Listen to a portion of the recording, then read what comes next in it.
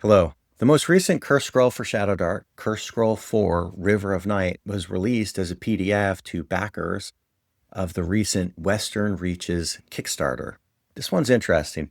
There was a moment reading it where my jaw actually dropped with the implications, and I almost fell out of my chair.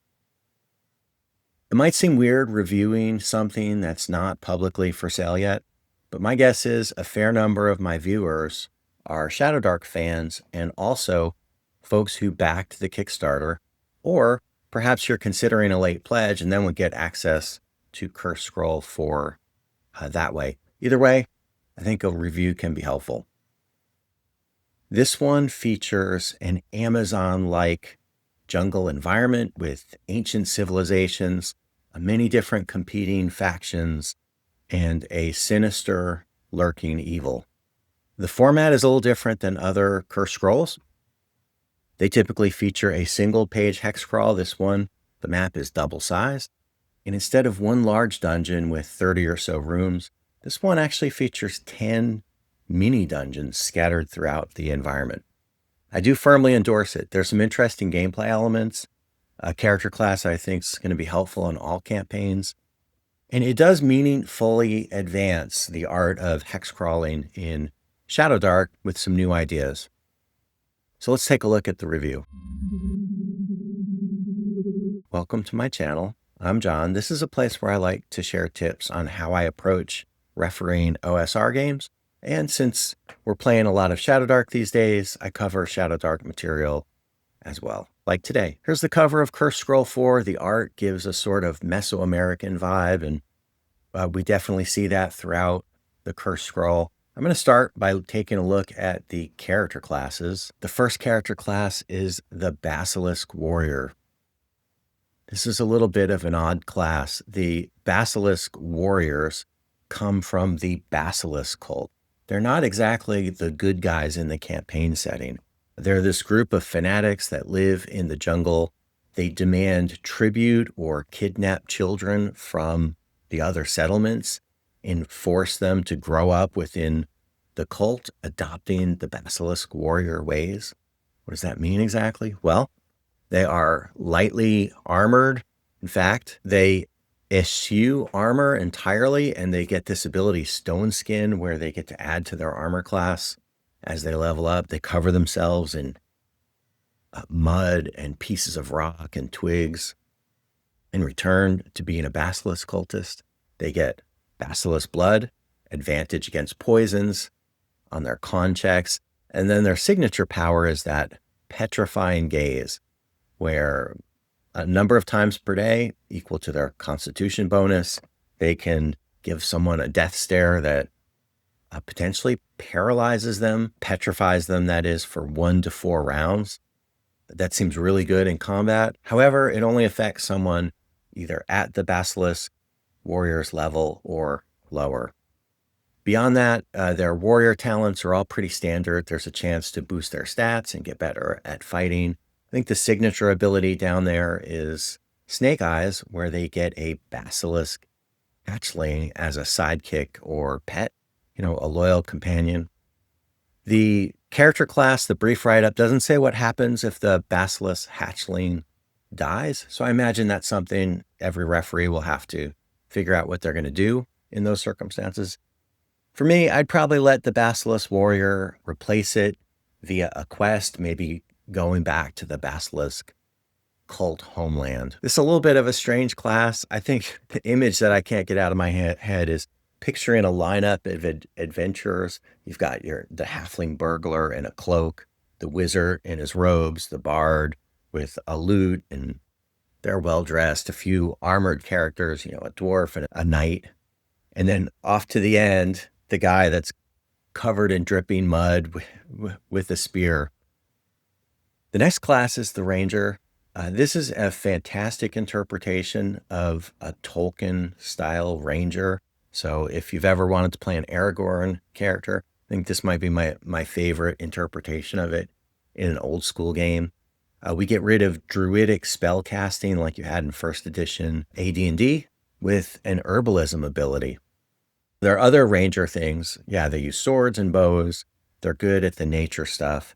But the thing that really sets this ranger apart is through herbal remedies, they can do everything from waking up injured people who are at 0 hit points and dying up to potentially curing people, like a potion of healing, removing disease, and then a couple other useful utility abilities as well. In terms of the talents, again, Snake Eyes is the big one. Roll D12 damage with one weapon type you choose. So a short bow in ShadowDark, for instance, is only a D4 weapon. Being a short bow wielder and then getting Snake Eyes on your ranger talent so that it does D12 damage, that is a huge power up. I've had a ranger in my campaign for about a year now because there was, I guess, a preview version of this kicking around the internet. So we've had a lot of experience with it. I think the one piece of advice I would offer, if you're going to play the ranger, don't ignore your intelligence. In a typical party, 5 or 6 people, when you guys get into combat, there's 5 other people who are going to carry the load for the party. But when everyone else is unconscious and dying, and the difference between you not resurrecting, but healing the cleric or priest up to 1 hit point so that then they can use cure wounds on everyone else, is whether you can make your herbalism check. You're going to be really happy that you were allocating intelligence points along the way into your herbalism. There's been many times in my campaign where the players are like, oh, why did our ranger sleep through herbalism school? So that does make the class a little dependent on both int and whatever your primary fighting is, but don't sleep on intelligence. From a gameplay perspective, we introduced some new weapons, a club, dagger, and spear. And those are those primary weapons of the Basilisk Warrior. But here we get Obsidian versions where the damage die has been upgraded to the next level up. An Obsidian dagger does 1d6 instead of 1d4. That's fantastic. Does cost a little more. But they have a drawback. That B property is breakable. If you roll a natural 1, the weapon breaks. Now, I think a lot of players will have luck tokens that they may be able to share or allocate to avoid those Obsidian weapon breakages. So the drawback maybe is only are you going to roll natural 1 on the second roll. The other thing is you could just sacrifice an inventory slot and carry 2 versions, the weapon and a backup. But either way, I think both those things make for an interesting gameplay choice. And I think players in the setting will want to take advantage of the Obsidian weapons. Definitely your Basilisk Warriors will. All right, the next thing is Druid spells. Now, there's a design choice in ShadowDark where neutral wizards, when they hit level 9, level 10, their title actually becomes Druid. And we see that follow through here by saying that there are special spells that only neutral wizards can choose. And this was the moment where I almost fell out of my chair as I thought through the implications of it. First off, I don't have any problem with wizards being druids. It's very much on brand for sort of British folklore, where Merlin in the earliest Arthur legends was likely a druidic figure. Radagast from the Astari, right, one of the Lord of the Rings wizards, very much a druid figure. You could even argue Gandalf, perhaps, maybe all the Astari started that way. So I don't have any issue with neutral wizards being druids, but having spells bound or limited or constrained by alignment really has some huge implications for the world building. And typically ShadowDark isn't prescriptive about this kind of stuff. So now I'm really interested to see what happens when we get the rest of the Western Reaches material. Will the player's guide or DM's guide, the referee's guide rather, give us more information on why there's a lawful order of wizards, a neutral order of wizards, and a chaotic order of wizards, or will we have to figure it out for ourselves? In D&D lore, the one instance I can think of going back to the 1980s is Dragonlance. So Dragonlance took place on this world called Kryn. There were 3 different gods of magic, like a good, a neutral, and an evil one. Each was tied to a different moon. And so orders of wizards actually got their magic power from a divine source magic wasn't like weird science or anything like that. It actually was granted by a god. And then the power of the wizards was modified by the moons. So depending on which moon was ascendant at any given time, like maybe the evil wizards were more powerful than the good wizards at that particular day or week. But everyone could still do everything. Similar with the School of Magic. They started in 2nd edition. You had like enchantment and necromancy and evokers. That's carried all the way through to 5th edition. The enchanter might be better at charm person than other people, but the creepy necromancer could still use charm person if they wanted to. So this is maybe the first time in a D&D clone-like thing where there's some kind of hard limit on who can use what kind of spells. And I find that really interesting. As I say, I bought the ticket. Now let's take the ride and see where this goes. I do want to show an example of how these spells are really cool, though. And far and away, the best one I've seen for the druids, or at least the one I love the most, is this Treeshape. It's almost like clockwork. Your wizard gets to level 5, and the first thing they do is they're like, fireball or lightning bolt or fireball. Well, now, if you're neutral, there's an awesome new attack option for your wizard, Treeshape. You get to go, boom, I'm an ent, or a treant rather, for 10 rounds now. You go from that 8 strength guy without any constitution, hanging out in the back with 9 hit points, hoping not to get hit, to being like almost a 40 hit point frontline guy, 2 attacks around, +8, D12 damage, and it lasts 10 rounds. That's huge. So the tree-shaped wizard basically is a one-man army corps who can go up there and just clear out a room of orcs. 10 combat rounds is one thing, but you can use this out of combat too. 10 crawling rounds means you get to change into a treant for like an hour. Anyway, the wheels turn with all the different ways and mischief this spell can do in the game. I'm really looking forward to it. I would play a neutral wizard just to get Treeshape. The next thing, we're going to start talking about the hex crawl portion of this. The first thing are the hex crawling rules. So these slightly modify the hex crawl rules that were in, or that are in, the main rule book. The biggest thing it adds here is weather. There is a new kind of impassable terrain. When we take a look at the map, there's lava lakes that we'll have to talk about. But mainly it adds weather and it changes the frequency of random encounters a little bit. At one point, there was a preview version of ShadowDark hex crawling rules that was like 3 or 4 pages, very procedural. It's what we ended up adopting for my Curse of Strahd ShadowDark game, but it doesn't look like they're going to make the official cut. I did read that maybe they'll get cleaned up and released later, but right now the hex crawl rules are basically the same as in the core rule with just some slight adjustments. So this is the map for River of Night. North points over to the left. So really we'd flip these on the side and read them top to bottom. But there's this giant Amazonian type river that flows through the whole hex crawl. It's most places about 12 miles across. And then further south, you can see sometimes even 18 miles across. The maps are very busy. It's hand-drawn jungle with a lot of mountains in there. So it's definitely sort of a primitive hand-drawn OSR style. Personally, I like to map, and I like to map in color. So I'll probably redo these maps when I get them or when we do something with them officially. However, this is just what's released in the Cursed Scroll. When it's rolled into the larger Western Reaches setting, it'll be interesting to see how the maps change and whether we get something big. I think we're supposed to get like a poster map or some kind of a cloth map that's in color.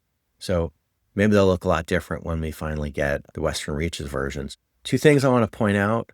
There are some active volcanoes here. So this is a volcano with a river of lava going down into the river. And then down here's another volcano surrounded by like a wasteland of lava pools. Otherwise, it's a jungle dotted with villages, ancient ruins, and then these strange alien structures, which we're going to talk about. So the next thing are what factions are here? Like what kind of tools have we been given to play with in the sandbox? I'm going to list the factions out. The first, so there was an ancient civilization of people that lived in the jungle. That civilization fell. Their descendants are called the Itzalka.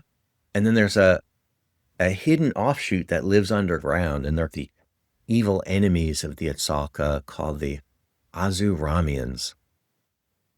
The third human faction that's native to the region are the Basilisk cultists. Again, they're not necessarily the good guys, or it's ambiguous, but they demand tribute or kidnap children from the other villages, so kind of shifts them onto the evil side of the world from my perspective. There are some foreign factions here.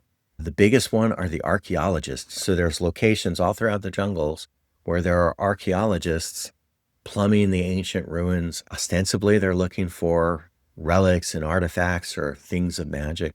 And then there's a pirate faction. Now, I've always assumed pirates exist at the edge of empire where things are somewhat lawless and they can kind of get away with predating on distant trade or colonialist. So I assume that the pirates are here basically to pick on the archaeologists who have probably come from some large city or imperial power. It's not really spelled out. That's something that I think the referee would have to work through. And then the last couple factions are non-humans at work here. So there are the Viperians, the serpent people, the D&D equivalent of the UNT. There's also a vampire faction. The progenitor of all vampires comes from the jungle and can be met here as a legendary character, Obi Ix, and then her most powerful henchman, Lord Hedron. And then the last faction are the outsiders, the nightmarish void beings.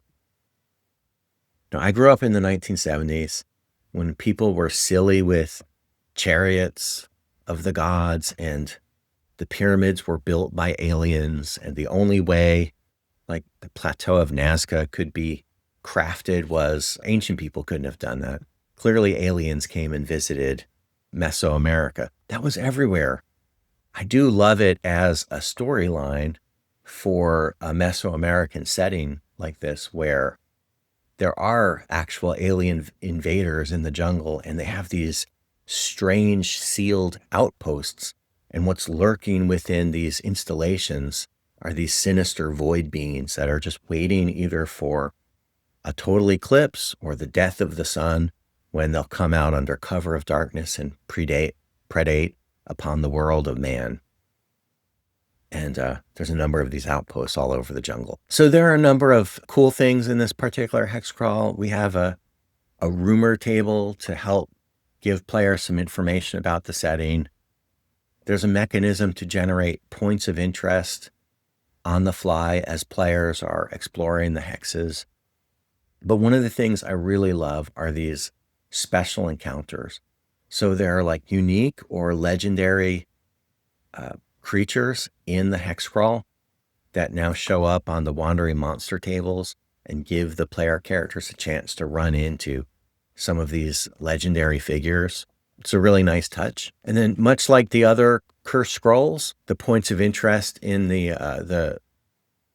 much like the other cursed scrolls, we get a brief write-up of different locations in the hexes. I'm not going to go through these in great amount of detail, but you get a flavor of what's out there. I do want to take a quick look at some of the mini dungeons. So each mini dungeon shows up like this. It's a 2-page spread where one side has something related to the background, the map, maybe some wandering encounters, and then a small key on the facing page. Here's a headquarters for the Basilisk cult, the Black Ziggurat. The Black Ziggurat is one of those installations for the void beings. You can see things like Doomsday Hall or reconstitution tanks or hibernation chambers, giving it almost like a science fantasy quality to it, because these things are invaders from space or the outer dark or some similar place. All right, the last thing we'll talk about briefly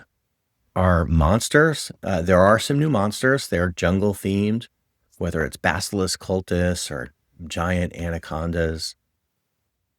There are two new void beings here. I will point out that the core rules actually had 4 void beings. I think they're listed under outsiders. So there's actually 6 different void beings present in the ruins. The primordial vampire Obi Ix, her stat block is in the core rules as well. And at one point, the Arcane Library published stats for Lord Hedron. I think it's Lord Hedron Antioch. So you could either use a generic vampire or go hunt down the stat block for Lord Hedron. So wrapping up, I do really like this one. Not too many misses. I mentioned that I felt the maps were a little busy. Maybe I would load them into a mapping program and create color versions. The setting is tropical / subtropical. I always think of heat and disease and insects and things like that. It doesn't really cover any of those sort of environmental hazards that would afflict people from outside of the setting who are not native to the jungle. One of the earlier curse scrolls, I think curse scroll number 2, had heat exhaustion rules, so I'd pull those in.